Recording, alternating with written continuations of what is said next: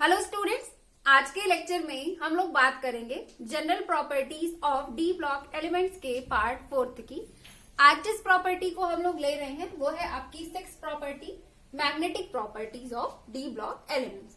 तो इससे पहले कि हम लोग 3D सीरीज के आयंस की मैग्नेटिक प्रॉपर्टीज को डिस्कस करें, उससे पहले हम लोग मैग्नेटिक प्रॉपर्टीज से रिलेटेड कुछ बेसिक बातें कर लेते हैं।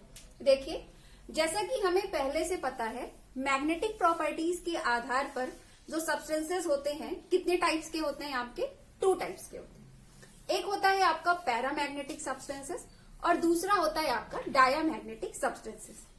पैरामैग्नेटिक सब्सटेंसेस की अगर हम लोग बात करें तो पैरामैग्नेटिक सब्सटेंसेस जो होते हैं वो आपके अप्लाइड मैग्नेटिक फील्ड की तरफ अट्रैक्ट होते हैं, जबकि आपके डायामैग्नेटिक सब्सटेंसेस कैसे सब्सटेंसेस होते हैं? डायामैग्नेटिक सब्सटेंसेस आपके ऐसे सब्सटेंसेस होते हैं जो कि आपके अप्लाइड मैग्नेटिक फील्ड की तरफ रिपल होते हैं, है ना। इनकी पहचान क्या होती है? इनकी पहचान ये होती है, केमिस्ट्री में अगर देखें तो पैरामैग्नेटिक सब्सटेंसेस एक्चुअल में ऐसे सब्सटेंसेस होते हैं जिनके डी सबसेल में क्या होता है? अनपेयर्ड इलेक्ट्रॉन, है ना। पैरामैग्नेटिक सब्सटेंसेस वो होते हैं जिनके डी सबसेल में अनपेयर्ड इलेक्ट्रॉन प्रेजेंट होते हैं। वहीं अगर हम लोग डायामैग्नेटिक सब्सटेंसेस की बात करें तो डायामैग्नेटिक सब्सटेंसेस आपके कैसे सब्सटेंसेस होते हैं? डायामैग्नेटिक सब्सटेंसेस ऐसे होते हैं जिनके की डी सबसेल में अनपेयर्ड इलेक्ट्रॉन एब्सेंट होते हैं। या तो आपका डी सबसेल कंप्लीटली फिल्ड होगा, यानी कि फुलफिल्ड होगा, या फिर आपको ये देखने को मिलेगा कि जो आपका डी सबसेल है वो वैकेंट रहेगा, है ना। तो ये बात हो गई डायामैग्नेटिक सब्सटेंसेस की। तो ये जो बातें थी पैरामैग्नेटिक सब्सटेंसेस, डायामैग्नेटिक सब्सटेंसेस, ये आपकी कुछ बेसिक इंफॉर्मेशन थी जो आपको पहले से पता है ना। चलिए अब आ जाते हैं हम लोग इसमें 3D सीरीज में। यहाँ पे हम लोग क्या करेंगे? यहाँ पे हम लोग डी ब्लॉक एलिमेंट्स की मैग्नेटिक प्रॉपर्टीज में जो 3D सीरीज के आयंस हैं, इनकी मैग्नेटिक प्रॉपर्टीज को आपस में कंपेयर करेंगे। हम लोग ये देखेंगे कि इस सीरीज में किस आयन की मैग्नेटिक प्रॉपर्टी सबसे ज्यादा है और क्यों। तो सबसे पहले मैं आपको ये बताना चाहती हूँ कि जब भी अगर हम लोग बात कर रहे हैं डी ब्लॉक एलिमेंट्स के मैग्नेटिक प्रॉपर्टीज की, तो इनके मैग्नेटिक प्रॉपर्टीज को चेक करने के लिए इनका कैलकुलेट किया जाता है मैग्नेटिक मोमेंट। और इनका मैग्नेटिक मोमेंट कैलकुलेट करने का फॉर्मूला क्या होता है? इनका मैग्नेटिक मोमेंट कैलकुलेट करने का फॉर्मूला होता है आपका mu is equal to under root n into n+2 Bohr magneton. यहां पर मैं आपको ये बताना चाहती हूँ कि जो आपके 3D सीरीज के एलिमेंट्स हैं, इनके आयंस की मैग्नेटिक प्रॉपर्टीज आपसे कंपेयर करने के लिए आएगी एग्जाम में। तो वहां पे आपको क्या करना है? वहां पे आपको ये बताना है कि इनकी मैग्नेटिक प्रॉपर्टी को चेक करने के लिए चेक किया जाता है इनके मैग्नेटिक मोमेंट को, इनके म्यू को, और म्यू को कैलकुलेट करने का फॉर्मूला ये होता है। अब मैं आपको बताती हूँ इसमें सबसे ज्यादा किसका है और कैसे है, ठीक है। अब समझिएगा, यहाँ पे n क्या है? सबसे पहले मैं आपको बता दूं यहाँ पे कि n यहाँ पे है आपका number of unpaired electron in D subshell, ठीक है। n आपका क्या है? n यहाँ पे है आपका number of unpaired electron in D subshell, ठीक है। चलिए अब आगे बात करते हैं, अब कंपेयर करते हैं। जैसे कि हमें फॉर्मूले से एक चीज तो क्लियर हो रहा है कि ये पूरा फॉर्मूला है किस पे बेस्ड है? नंबर ऑफ अनपेयर्ड इलेक्ट्रॉन पे बेस्ड है। इससे एक चीज तो हमें ये कंफर्म हो रहा है कि जिस भी एलिमेंट में सबसे ज्यादा नंबर ऑफ अनपेयर्ड इलेक्ट्रॉन होगा, उसी एलिमेंट का, या फिर ये कह लीजिए उसी मेटल आयन का जो आपका मैग्नेटिक मोमेंट है सबसे ज्यादा होगा, यानी कि उसकी मैग्नेटिक प्रॉपर्टी इस सीरीज में सबसे हाई होगी। तो अब हमें क्या चेक कर लेना चाहिए? अब हमें चेक कर लेना चाहिए इन सभी में नंबर ऑफ अनपेयर्ड इलेक्ट्रॉन। अगर हमें नंबर ऑफ अनपेयर्ड इलेक्ट्रॉन पता चल जाएगा तो हमें पता चल जाएगा कि जिसका अनपेयर्ड इलेक्ट्रॉन सबसे ज्यादा है उसका म्यू सबसे ज्यादा, यानी कि उसकी मैग्नेटिक प्रॉपर्टी सबसे हाई है। तो चलिए फिर चेक करते हैं। सबसे पहले बात करते हैं स्कैंडियम की। स्कैंडियम की अगर हम लोग बात करें तो बेसिकली इसका जो वैलेंस इलेक्ट्रॉनिक कॉन्फ़िगरेशन होता है वो आपका क्या होता है? 4s2 3d1। चूंकि यहाँ पर 2+ चार्ज है, तो 2+ चार्ज है तो 2 इलेक्ट्रॉन कहाँ से निकल जाएगा? 4s से निकल जाएगा, और ये आपका क्या हो जाएगा? 4s0, और क्या मिलेगा हमें? 3d1। तो अगर इसके डी सबसेल में देखें तो कितने अनपेयर्ड इलेक्ट्रॉन है? 1। तो मैं यहाँ पे लिख देती हूँ इसके पास है 1 इलेक्ट्रॉन।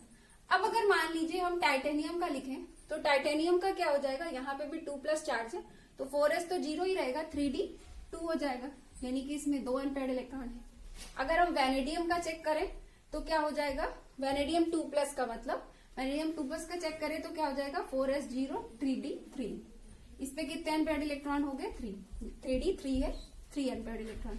क्रोमियम 2+ की बात करें तो क्या होगा, देखिए जब क्रोमियम सिर्फ क्रोमियम रहा होगा तो इसका होता है 4s1 3d5। जब इस पे आपने लगा दिया 2+ चार्ज तो एक इलेक्ट्रॉन आपका 4s से निकल जाएगा, एक इलेक्ट्रॉन आपका d से निकल जाएगा, आपको क्या मिलेगा 3d4, यानी कि इसके पास कितने अनपेयर्ड इलेक्ट्रॉन है 4। अब इसी तरह से अगर हम लोग मैग्नीज की बात करें तो मैग्नीज पे भी क्या है 2+ चार्ज है। बेसिकली अगर सिर्फ मैग्नीज होता तो 4s2 3d5 होता, यहाँ पे 2+ चार्ज है तो 4s के 2 इलेक्ट्रॉन निकल गए, यहाँ पे क्या हो जाएगा 3d5। जब ये 3d5 है तो इस पे कितने अनपेयर्ड इलेक्ट्रॉन हो जाएंगे आपके 5। अगर आयरन की बात करें तो क्या हो जाएगा Fe2+, आयरन यानी Fe बेसिकली यहाँ पे आयनिक फॉर्म में है। Fe2+ की बात करें तो क्या हो जाएगा 4s0 3d6, है ना। तो 3d6 से जब शुरू हो गया है तो हमें यहाँ पे मतलब 3d6 शुरू हो गया तो अब तो इलेक्ट्रॉन की पेयरिंग होना स्टार्ट हो जाएगी। तो कुछ बना के चेक कर लेते हैं। 3d6 1 2 3 4 5 6 इलेक्ट्रॉन हो गए 3d में। अभी कितने अनपेयर्ड इलेक्ट्रॉन बचे 1 2 3 4। आयरन में कितने अनपेयर्ड इलेक्ट्रॉन है 4। कोबाल्ट 2+ की अगर बात करें तो इसका क्या होगा, इसका वैलेंशियल इलेक्ट्रॉनिक कॉन्फ़िगरेशन क्या होगा 4s0 3d7। तो अब कितने अनपेयर्ड इलेक्ट्रॉन हो गए 3। निकिल की बात कर लेते हैं। निकिल का क्या होता है वैलेंशियल इलेक्ट्रॉनिक कॉन्फ़िगरेशन, मतलब निकिल 2+ का 4s0 3d8। तो अब कितने अनपेयर्ड इलेक्ट्रॉन मिल रहे हैं हमें 2। कॉपर 2+ की अगर हम लोग बात करें तो देखिए कॉपर का होता है electronic वैलेंशियल electronic configuration 4s1 3d10।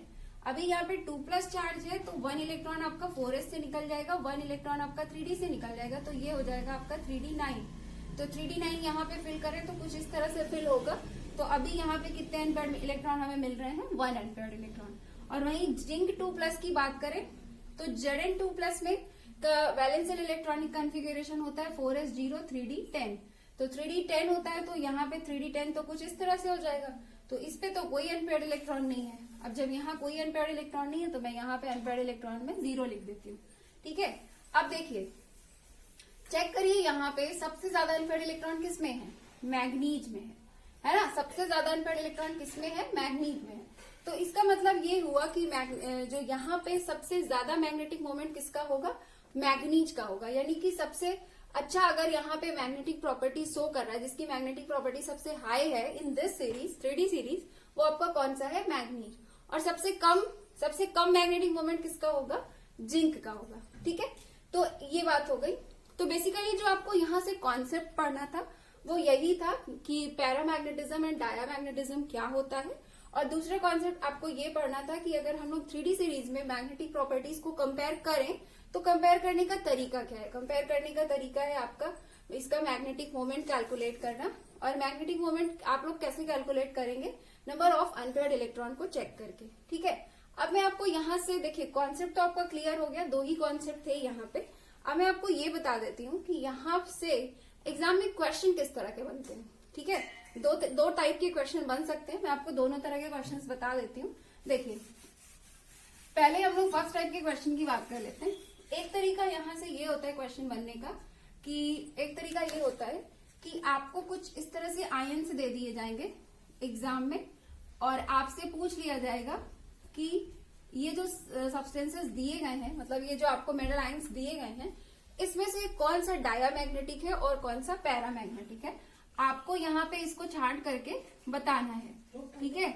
आपको यहाँ पे बताना है। तो आप कैसे बताओगे, आपको अकॉर्डिंग टू डेफिनेशन ये आपको क्लियर है कि डायामैग्नेटिक सब्सटेंसेस वो होते हैं जिसमें अनपेयर्ड इलेक्ट्रॉन एब्सेंट हो और पैरामैग्नेटिक सब्सटेंसेस वो होते हैं जिसमें अनपेयर्ड इलेक्ट्रॉन प्रेजेंट हो। तो आप लोग बस ये चेक कर लीजिए किसमें अनपेयर्ड इलेक्ट्रॉन है, किसमें अनपेयर्ड इलेक्ट्रॉन नहीं है, आपको आंसर मिल जाएगा। तो आप कैसे चेक करोगे, जैसे यहाँ पे देखें, यहाँ पे क्या होता है इसका वैलेंशियल इलेक्ट्रॉनिक कॉन्फ़िगरेशन जिंक में क्या होता है 4s0 3d10 होता है। अब यहाँ पे ये देखिए डी सब सेल चेक करिए, क्या डी सब सेल में कोई भी अनपेयर्ड इलेक्ट्रॉन है, नहीं है, 3d10 है, D sub cell completely filled है, there is no any unpaired electron. तो ये क्या होगा आपका जिंक आपका डायामैग्नेटिक सब्सटेंस हो जाएगा, ठीक है। चलिए स्कैंडियम 3+ की बात करें तो क्या होगा, अगर ये स्कैंडियम होता अगर ये स्कैंडियम होता तो इसका वैलेंशियल इलेक्ट्रॉनिक कॉन्फ़िगरेशन क्या होता? स्कैंडियम का 4s2 3d1 होता, 4s2 3d1 होता। चूंकि यहाँ पे 3+ चार्ज है तो 3 इलेक्ट्रॉन कहाँ से बाहर निकलेंगे? 2 इलेक्ट्रॉन आपके 4s से निकल जाएंगे, 1 इलेक्ट्रॉन आपका 3d से निकल जाएगा। तो यहाँ पे क्या डी सब सेल में कोई अनपेयर्ड इलेक्ट्रॉन है? नहीं है। डी सब सेल आपका कंप्लीटली वैकेंट है, यहाँ पे कोई भी अनपेयर्ड इलेक्ट्रॉन नहीं है। देखिए अनपेयर्ड इलेक्ट्रॉन आपको चेक करना है, अगर अनपेयर्ड इलेक्ट्रॉन है तो आप पैरा लगाइए, और अगर अनपेयर्ड इलेक्ट्रॉन नहीं है तो डाया। तो अगर मान लीजिए कहीं पर कंप्लीटली वैकेंट है जैसे कि ये है, तब भी वो डाया की ही कैटेगरी में जाएगा, क्योंकि पैरामैग्नेटिज्म वाला जो कैरेक्टर है वो तभी आएगा जब अनपेयर्ड इलेक्ट्रॉन हो।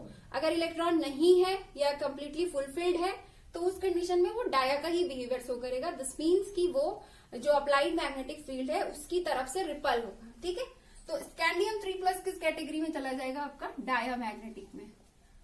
लास्ट वाला चेक करें, टाइटेनियम 2+। देखिए टाइटेनियम की अगर हम लोग बात करें, टाइटेनियम 2+ की, तो इसका जो वैलेंशियल इलेक्ट्रॉनिक कॉन्फ़िगरेशन होता है आपका 4s0 3d2 होता है। दिस मीन्स कि यहाँ पे डी सब सेल में 2 अनपेयर्ड इलेक्ट्रॉन है। अब 2 अनपेयर्ड इलेक्ट्रॉन है तो ये कैसा हो जाएगा? पैरामैग्नेटिक हो जाएगा। ठीक है, तो एक तरीका ये हो सकता है यहाँ से क्वेश्चन पूछने का कि आपसे ये पूछ लिया जाए कि कौन सा डाया है कौन सा पैरा है। दूसरा तरीका बता देती हूँ यहाँ पे एग्जाम में कैसे क्वेश्चन बन सकता है। दूसरा तरीका आपसे ये हो सकता है कि आपको इस तरह से कुछ आयंस दे दिए जाए,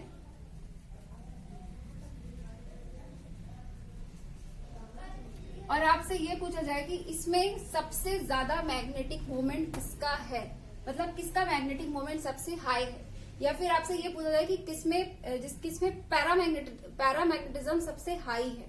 इस तरह से पूछ सकता है, या फिर आपसे पूछा जाए कि इसमें सबसे हाई मैग्नेटिक प्रॉपर्टी किसकी है ना। हायर पैरामैग्नेटिज्म पूछ सकता है, हायर मैग्नेटिक मोमेंट पूछ सकता है, या मैग्नेटिक प्रॉपर्टी सबसे हाई पूछ सकती है।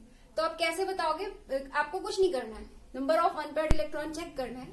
अभी जस्ट मैंने आपको कॉन्सेप्ट बताया कि यहाँ पे जिसमें सबसे ज्यादा नंबर ऑफ अनपेयर्ड इलेक्ट्रॉन होते हैं उसका म्यू मैग्नेटिक मोमेंट सबसे ज्यादा होता है, और उसकी मैग्नेटिक प्रॉपर्टी भी सबसे हाई होती है। और देखिए म्यू किस पे डिपेंड करता है? नंबर ऑफ अनपेयर्ड इलेक्ट्रॉन पे। नंबर ऑफ अनपेयर्ड इलेक्ट्रॉन बढ़ेंगे तो पैरामैग्नेटिज्म भी बढ़ेगा, है ना। तो overall number of unpaired electron जिसका सबसे ज्यादा है उसका मैग्नेटिक मोमेंट सबसे ज्यादा है, उसका पैरामैग्नेटिज्म सबसे ज्यादा है, और उसका मैग्नेटिक प्रॉपर्टी भी सबसे ज्यादा है। तो यहाँ से अगर ये सेकंड इस तरह से पूछ सकता है तो आप लोग number of unpaired electron check कर लीजिए। अब जैसे मैग्नीज है, मैग्नीज का क्या होता है? 4s2 3d5 होता है। अब यहाँ पे 3+ चार्ज अगर आ जाएगा तो 2 इलेक्ट्रॉन आपके यहाँ से निकल जाएंगे, 1 इलेक्ट्रॉन यहाँ से निकल जाएगा। यहाँ पे कितना है? 4 अनपेयर्ड इलेक्ट्रॉन। Fe3+ की अगर हम लोग बात करें तो बेसिकली अगर ये आयरन होता, मान लीजिए चार्ज ना होता, तो क्या होता? 4s2 3d6 होता। अब जब यहाँ पे 3+ चार्ज आ गया तो 2 इलेक्ट्रॉन 4s से निकल गया, ये आपका 4s0 हो गया और ये 3d5 हो गया। तो यहाँ पे डी सब सेल में कितने अनपेयर्ड इलेक्ट्रॉन है? 5 अनपेयर्ड इलेक्ट्रॉन है। और अगर वही लास्ट वाले का चेक करें कोबाल्ट का, तो अगर ये कोबाल्ट के फॉर्म में होता तो क्या होता? इलेक्ट्रॉनिक कॉन्फ़िगरेशन 4s2 3d7 होता। जब इसमें 2+ चार्ज आ गया तो 2 इलेक्ट्रॉन आपके यहाँ से निकल गए और आपका ये हो गया 4s0। आपको क्या मिला? यहाँ पे 3d में 7 इलेक्ट्रॉन मिले, तो 7 इलेक्ट्रॉन है। दिस मीन्स कि यहाँ पेयरिंग होगी। तो आप चेक कर लीजिए पहले 1 2 3 4 5 6 7 कितने अनपेयर्ड इलेक्ट्रॉन है? 3 1 2 3। तो यहाँ पे आपने 3 अनपेयर्ड इलेक्ट्रॉन लिख लिया। तो अब यहाँ पे बताइए कि सबसे ज्यादा अनपेयर्ड इलेक्ट्रॉन किस में है? Fe3+ में है, नो डाउट। तो सबसे ज्यादा मैग्नेटिक आपका मैग्नेटिक मोमेंट किसका हाई होगा? Fe3+ का। इन दिस केस अगर हम आंसर लिखें कुछ इस तरह से कंपेयर करते हुए, इसका एक ट्रेंड बनाए, तो किस तरह से हमें आंसर मिलेगा? हमें इसका ट्रेंड जो मिलेगा वो आपका इस तरह से हो जाएगा कि Fe3+ का सबसे ज्यादा होगा, देन उसके बाद Mn3+ का होगा, देन उसके बाद कोबाल्ट 2+ का हो जाएगा। ये क्या है? मैग्नेटिक मोमेंट है। सबसे ज्यादा इसका होगा, फिर इसका, फिर इसका, क्योंकि यहाँ पे सबसे ज्यादा अनपेयर्ड इलेक्ट्रॉन है, उसके बाद इसमें है, और सबसे कम आपका इसमें है। ठीक है, तो यहाँ पे हमारा डी ब्लॉक एलिमेंट्स का मैग्नेटिक प्रॉपर्टीज कंप्लीट हो गया है। अब हम लोग मिलेंगे नेक्स्ट लेक्चर में और डिस्कस करेंगे इसकी नेक्स्ट प्रॉपर्टी को। तो फिर मिलते हैं नेक्स्ट लेक्चर में। Have a nice day. Thank you so much.